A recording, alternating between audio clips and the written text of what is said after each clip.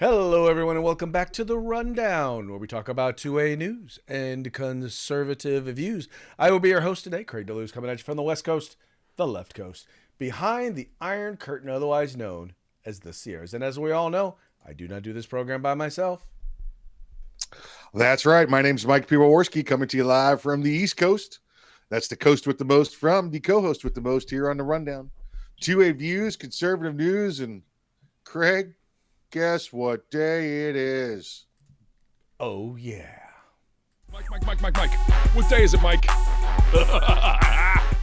It's hump day. Hump day! It's hump day. Hump day! That's right, folks. Today is Hump Day. This is the day in which we attempt to begin the weekend, sometimes with success, sometimes not. But hey, you know what we like to say? The fun is all in the trying.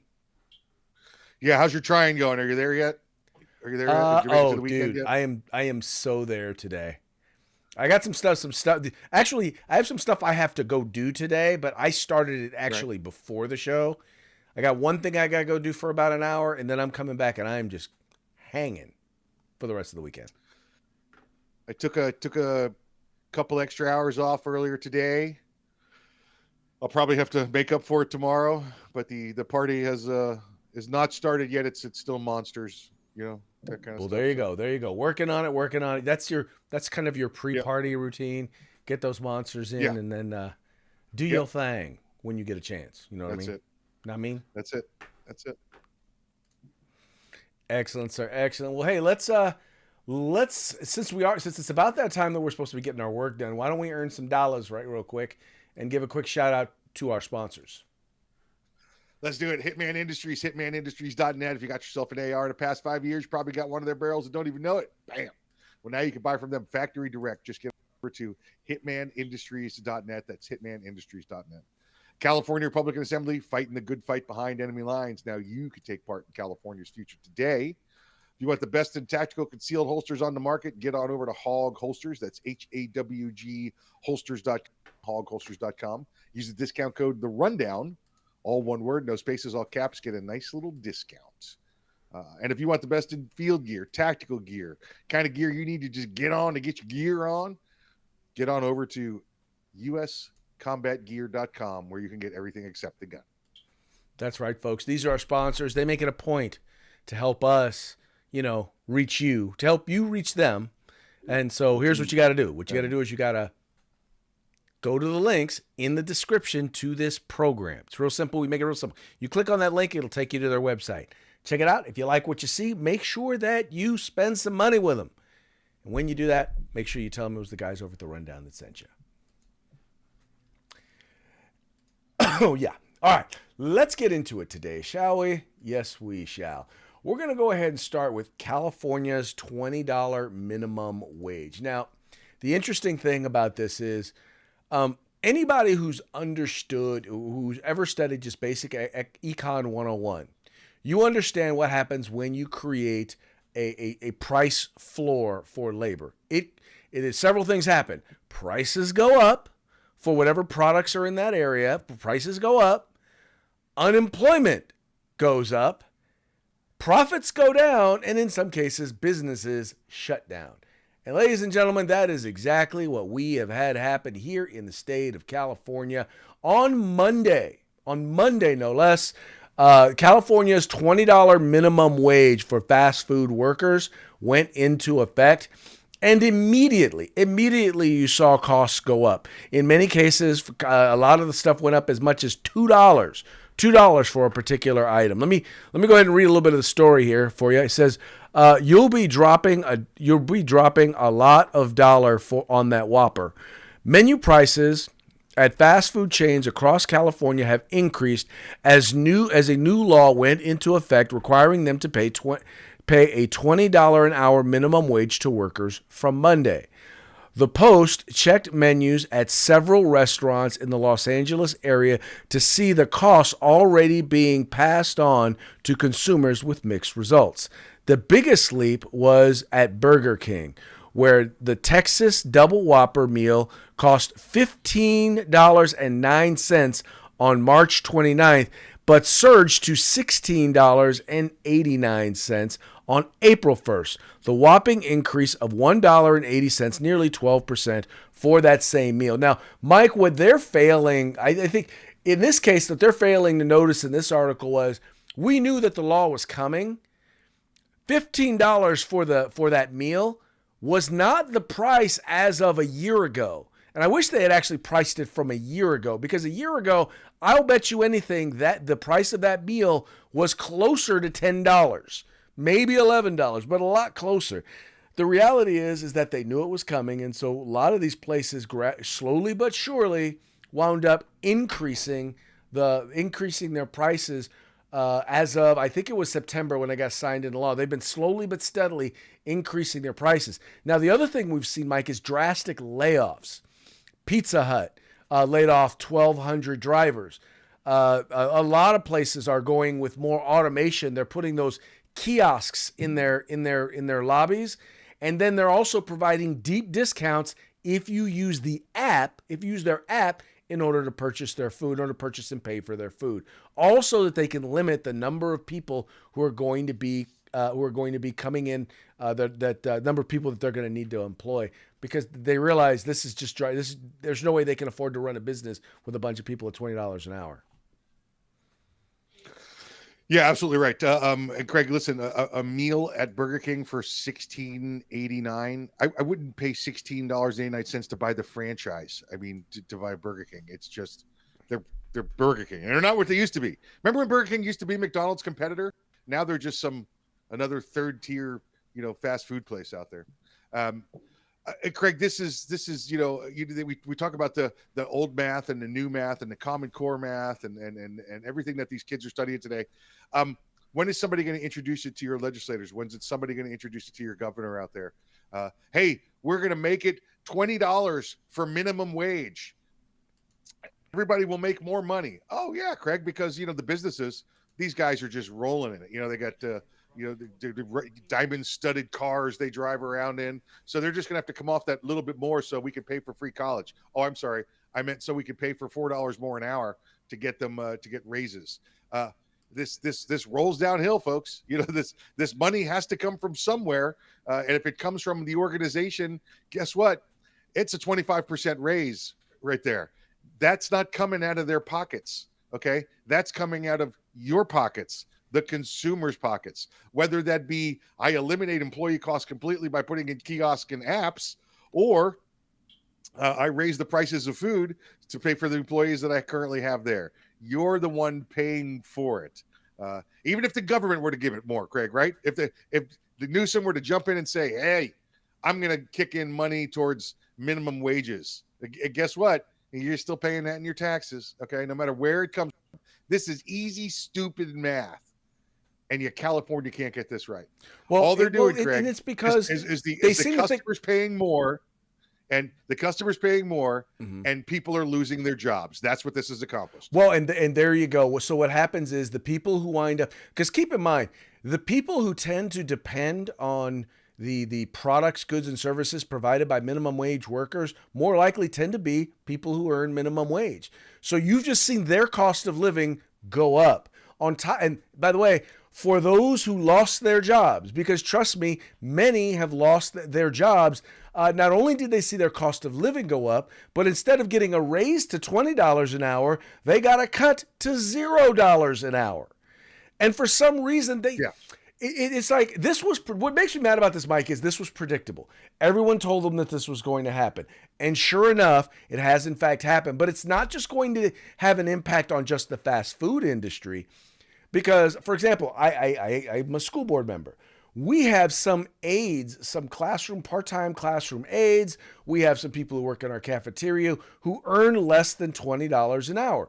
When they realize that they can go to McDonald's or they can go to some other store and they can work for $20 an hour, they're going to, all of a sudden now they're going to come to us and say, well, we need more money or we want more money. Also because their cost of living has gone up. Which means that all of us wind up paying, whether or not you eat fast food or not, you will wind up paying for this particular policy.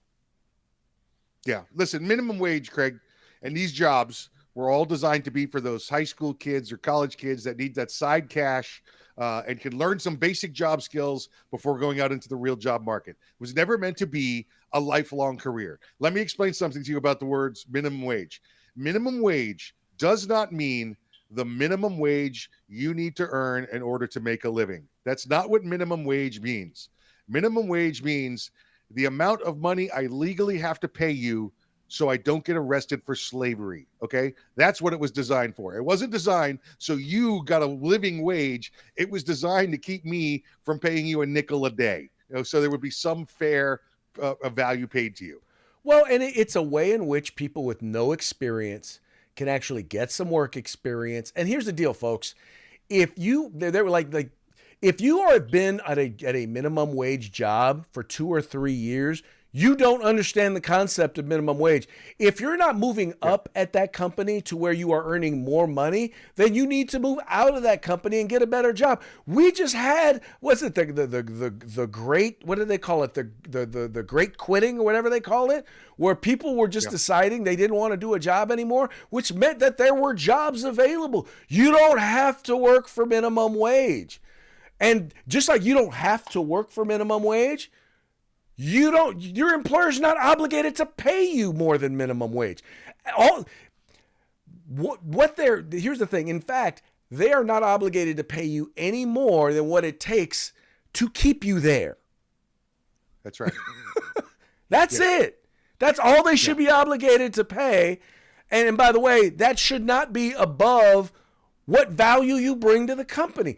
If you don't bring $20 an hour worth of value to that company, if you're not making $20 an hour or more, because you should be making more for that company, well, then you are a waste of resources. That employer is losing money on you.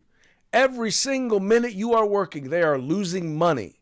And then, Mike, the thing that gets me is they treat these places like, oh, well, these are multi-billionaires.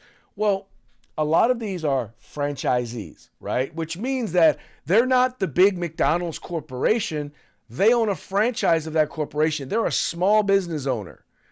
And yet they're being forced and treated like they are multi-billionaires able to afford this. And quite frankly, even a multi-billionaire can't afford to just keep losing money. Yeah, listen, I don't know, folks, if you've never been a business owner out there, and a lot of people think this, they walk in the door at your business and ask for free money and free things because they think if you're a business owner, you must be rich. I don't care what the company is, whether it's McDonald's Corporation itself, Walmart Corporation, or the guy that owns the mom and pop store.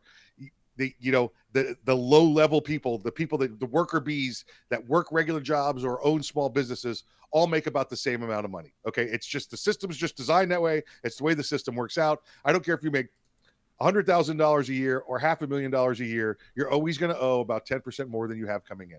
It's just the way life is designed, folks. It's just the way life is designed. Exactly. Anyway, I'm hoping that California will kind of experience the same thing that Oregon did Oregon did when it came to the decriminalization of drugs and realize, yeah, that's a bad idea. We need to undo that. I'm hoping that they will recognize what a bad idea this is and how this is hurting people, how it's hurting, in fact, the very people that they say they want to help, low-income low-skilled workers of color. They're the ones most likely to be unemployed, to be made unemployed by these policies. Yeah, you're illegal immigrants, Craig. They're going to be the ones that look. These are going to seem like great jobs, right? Hey, great jobs. Let them take them. But why should we when the federal government, your state government's already give them a check to do nothing? Well, yeah, exactly. Well, there you go. Exactly. Here's an interesting story. The National Organization of Women, the National Organization of Women has come out in support of men being in women's sports. That's right. The national organization, they didn't just come out in favor of it. Mike, they came out and basically said not allowing men in women's sports is white supremacist patriarchy. It says here, the National Organization for Women now sees those who oppose the inclusion of trans athletes in women's sports as proponents of white supremacist patriarchy. in a social media post specifically targeting a group consisting of several prominent female athletes who are suing the NCAA for violating their Title IX rights by allowing transgender swimmer Leah Thomas to compete against them and use their changing areas during the 2022 NCAA Swimming Championships, now posted a statement to X blasting the female athletes as weaponizing womanhood to further the interest of white supremacist patriarchy. In fact, here's the post right here. It says, repeat after us. Weaponizing womanhood against other women is white supremacist patriarchy at work. Making people believe there isn't enough space for trans women in sports is white supremacist patriarchy. Now, correct me if I'm wrong, Mike, but if you happen to have a penis, does that not make you part of the patriarchy? It would, Craig. It definitely would. Hence the term, patriarchy for the paternal part of the male portion of the family lineage. That's the way that works. I don't understand how it's white supremacist patriarchy though, because we're talking about officials that are white saying that a white man can't come into a sport where white women are competing, but it's white supremacists. I don't get that. I mean, that's like when a white guy gets into a fight with a white guy saying it's white hate crime. What? We're the same. It's the same exactly because Mike, because they have nothing else in their playbook, right? Yeah, It's kind of like, okay, it's 4th and 20. We got to go for it. We only have run plays. Okay, dive to the left. Wholly inappropriate play. Not going to get you where you want to be. Yeah. But that's all you got. And that's really all they have because logic is not on their side. Title IX was created specifically to create an avenue for women to participate in sports because they realized that women were not being given the same opportunities. Why were they not being given the same opportunities? Because biologically they could not compete with men in most sports. That is just a fact of biology. So they were required, schools were required to create programs, provide resources, provide slots and opportunities for women to be able to participate and compete and succeed in sports. Now, how is that going to happen? If you create an environment where you now bring the mediocre of the male species into a sport where they are now, we're going to call them women, and where they are clearly superior biologically to those with which they are with whom they are competing, and then we're surprised when the male soccer team, the male gendered soccer team, winds up winning and kicking everybody's butt down there in Australia, or when Leah Thomas, who is 6'5", outweighs all of her competitors by almost 100 pounds, winds up winning almost everything in the NCAA swim competitions. And then, oh, by the way, we're supposed to be protecting our women by giving them facilities where they can change. And then you just let some dude come in there with this swinging thing and just hang out like, hey, ladies, how you doing? And that's what he's doing, by Craig, the way. Do you remember the movie The Ringer with Johnny Knoxville? Yes. Where he pretended to be special needs to compete with the special needs kids so he could win and be a hero and get the prize money. That's coming next. I really think that's the next thing we're going to see. We're going to see people show up and say, no, I identify as special needs. I'm going to compete against these special needs people. We're going to see that next. Well, you know what? I identify as a 12-year-old. I want to go play Pop Warner football. Oh yeah, there we go. You know what? I'm gonna go. I'm gonna go play. I'm gonna go play Cal Ripken baseball because I don't want to hurt the other kids, but in baseball, I could just keep jacking them out. Just keep there we go. jacking them Goodbye. out there. That's it. Yeah. Oh, so what happens if they block the baseline when you're coming through?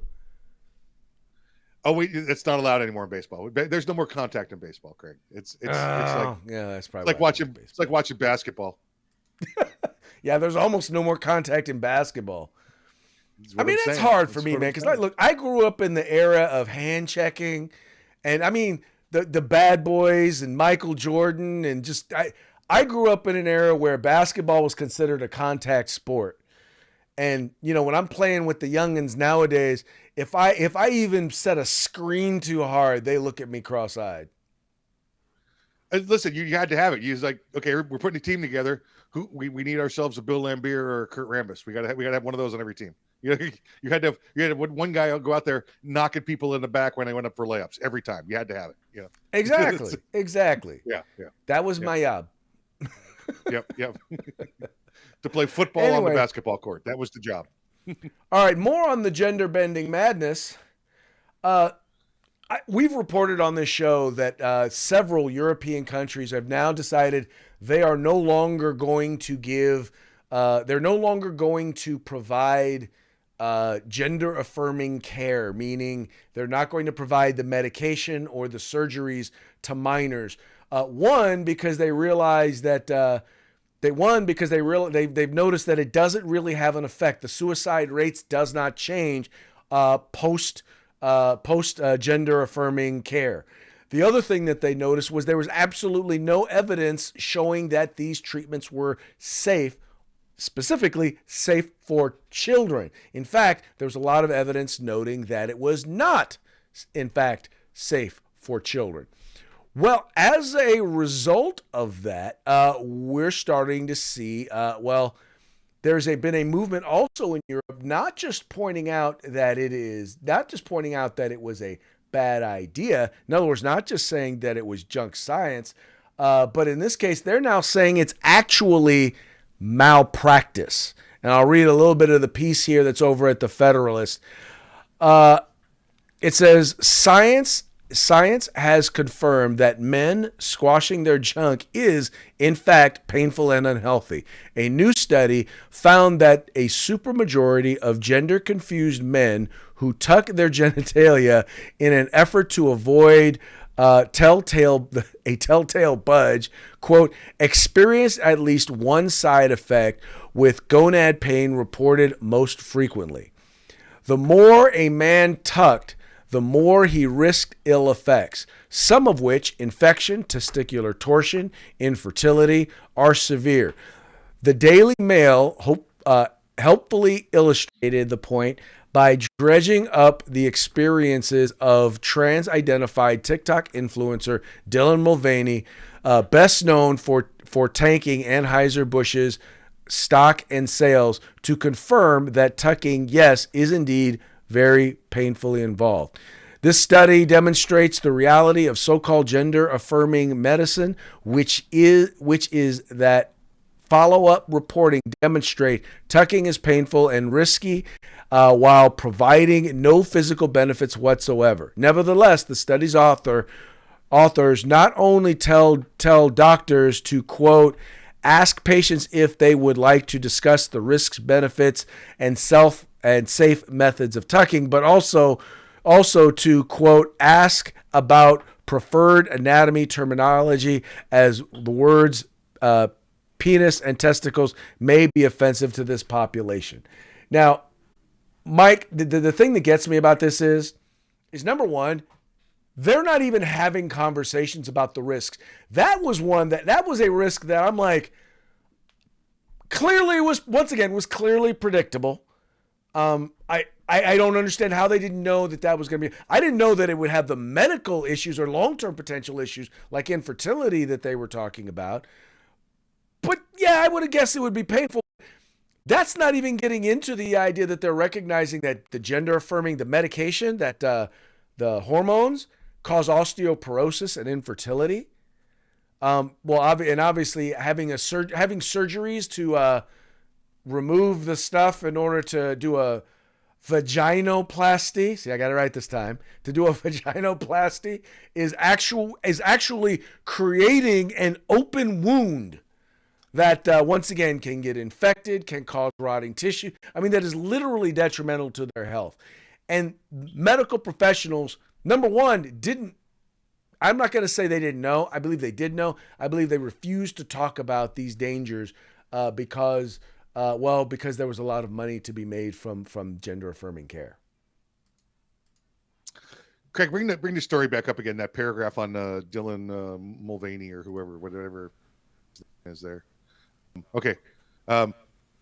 Mall helpfully illustrated the point of dredging up the experience of trans-identified, blah, blah, blah, best known as tucking and all that good stuff. That helpfully illustrated link, don't click on that. I learned that today. You don't want to click on a link that says you learned that? I'm glad you said something because I was about to assume you wanted me to click on it. I was about to click on it. Click on that link. Click on that link.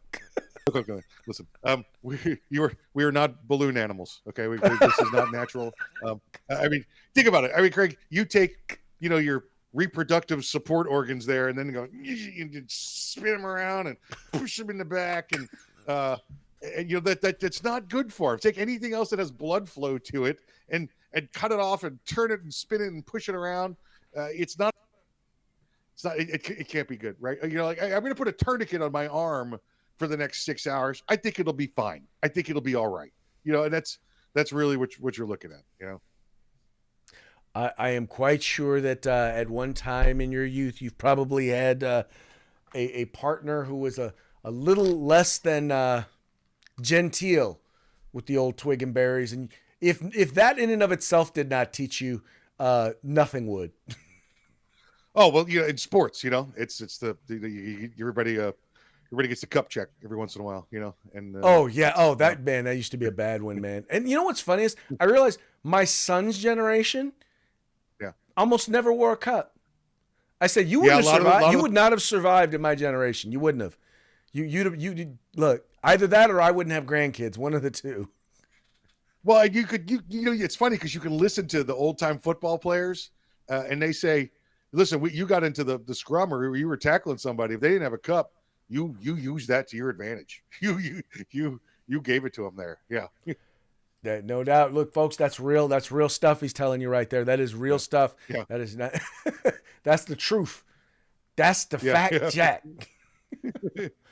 But anyway, once again, going back to all this, look, we now know it is clearly it's clearly medical malpractice. And there was even one editorial from a British newspaper that basically said, when we look back on this, we are literally it is going to be a dark, dark day in America. In the world, when we look back on what we did to children who were confused, who were confused, or who were in some cases just trying to find a way to fit in, and the butchery that we did to them in the name of social science or social experimentation is beyond sad.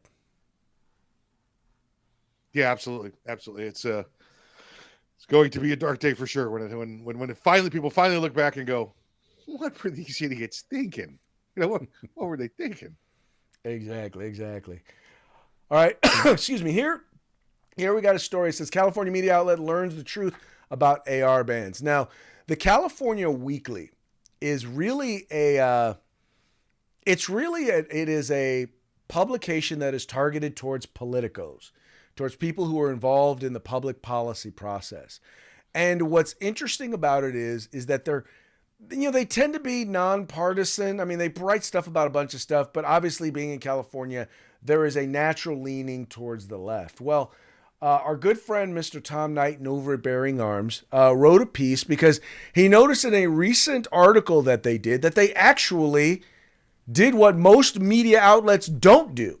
And that is that they actually did their homework on the issue of assault weapons bans. And it says here, I know there are pro-gun people in California. I would be him, but only because I've interacted with them to some degree or another. If I hadn't, it would be easy to think the entire state think of the entire state as being an anti-gun vortex where your rights get sucked into nothingness. But that's not entirely true. Like most states, there is an anti-gun sentiment in urban centers that in more rural sentiment in urban areas than in more rural parts of the state.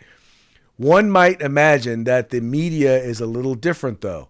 We've seen many small town papers try to justify gun control, after all. No, we've seen many big time papers do it too. So it's got to be worse in California, especially for politically focused publications. That's what I would have thought. And then I came across this piece in the California Weekly. And he goes on to basically point out in this piece, first of all, he talks about how Dan Walters, who's a conservative columnist for Cal Matters, which is a nonprofit, so they kind of have to be a little balanced, talks about Newsom and gun control. But he really gets into the weekly where they actually, during SHOT Show, they went and hung out with Laura Smith. You and I know Laura Smith, Mike, from the Liberal Gun Club. They actually went to a gun range. They took an M4, but then they also took 2 California compliant ARs, and they actually looked at and compared the 2 firearms and compared the usages of them and realized that other than looking kind of weird, the California AR is not dissimilar from ARs that are owned in the rest of the country. They just make them look a little weirder. Yeah, let's be clear that we're talking about the difference between an AR-15 and the California compliant AR-15s, not the M4s, because the M4 is the military full auto version, which you're banned from having currently. This is just it's nice to see the education. It's ridiculous that it takes this long for them to actually sit down and take a look at it. The media, like you said, large newspapers, even small newspapers, are trying to justify gun control, and it's never going to work. Never, ever going to work in this country. Stop looking around the world. This country was born in blood. It's our history. It's our tradition. It's never going to stop. Well, and here's the other thing is I don't think they ever would have went and met with, say, someone from the NRA or someone from this case that'd be the California Rifle and Pistol Association or FPC or the Second Amendment Foundation. So having someone like a liberal gun club or someone like a Michael Sedini with Walk the Talk America, people who are more how shall we say liberal in their politics, to be able to sit down with them and actually share with them some of this stuff is helpful.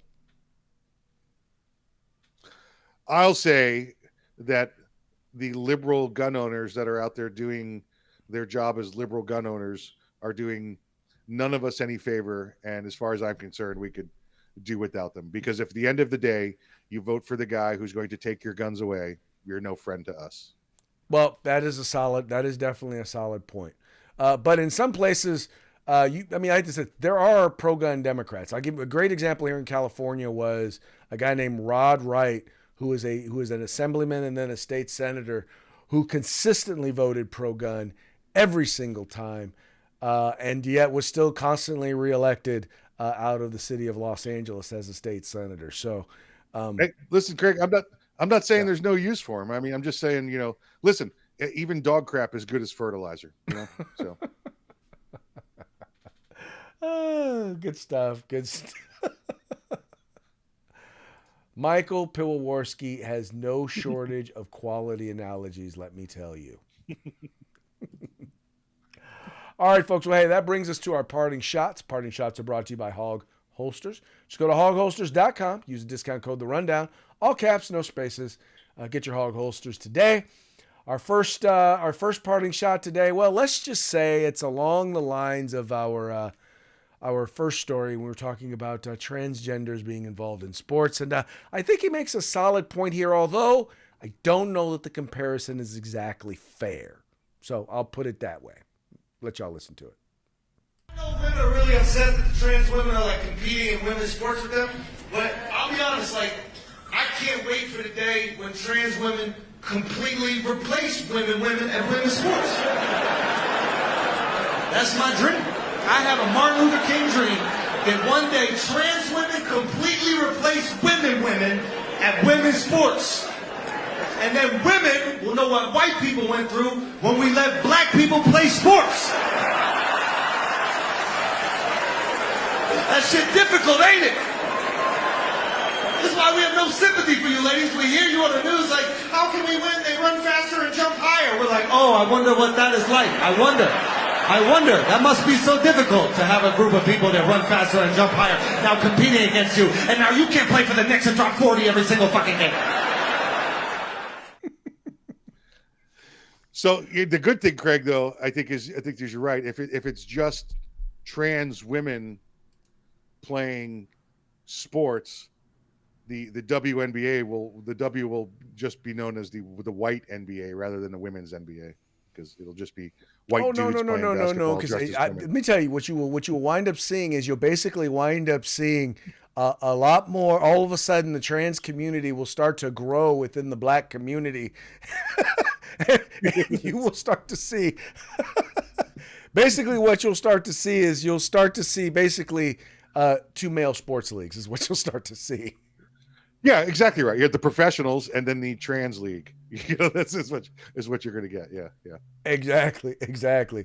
Now, Mike, you did hear about Diddy, right? Yeah, I'm there. I'm with you. I hear you. Okay, well, I just found it interesting. I wanted to this one right here just really kind of points them out. It's like, if you notice the connection, look at all these. When I did the story on this one, I noted that he was basically another Democrat mega donor is going to jail. And I'm looking, let's see, we've got Harvey Weinstein, we've got Bill Cosby, we got Diddy, Bill Clinton. Although he didn't do any jail time. He was just a perv. Right. Top right, you know who that is with him? Who's that? Top right. Oh, that's Jesse Smollett. Juicy Smouillet. The French actor, yeah. Oh. And then, Mike, this last one, this one really just kind of sums it all up. And this is why, by the way, we do what we do with the parting shots, because Democrats come up with these $1 million propaganda machine campaigns, and we just come up with a nice meme. Yep. Boom. Gotcha. Boom. Point simply made. Gotcha. Point, set, match. Yep. There you go. It's just a flesh wound. Yep. All right, folks. Well, hey, that's going to be it for today. But before we go, let's give it a quick shout out for our sponsors. That's right. Hitmanindustries.net, hitmanindustries.net. Now you get AR barrels in any caliber, in pistol or rifle, in any length for your next pistol or rifle build. That's hitmanindustries.net. California Republican Assembly, fighting a good fight behind enemy lines. Now you can take part in California's future today. And if you're looking for the best in tactical gear, the best in field gear, you can get everything except the gun at uscombatgear.com. That's right, folks. Please take a moment, visit our sponsors. Their links are in the description of this program, and let them know that it was the guys over at the Rundown that sent you. Also want to remind you, if you haven't already done so, however you partake of the program, please like and share. Let your friends know that you can find the Rundown, that we're on live Monday through Friday, 6 p.m. Eastern, 3 p.m. Pacific, or you can listen to us wherever you listen to your podcasts. And with that, we're going to call it a show. We're going to call it a day, but we will be back tomorrow on Throat Punch Thursday. Y'all have fun. Stay safe till then.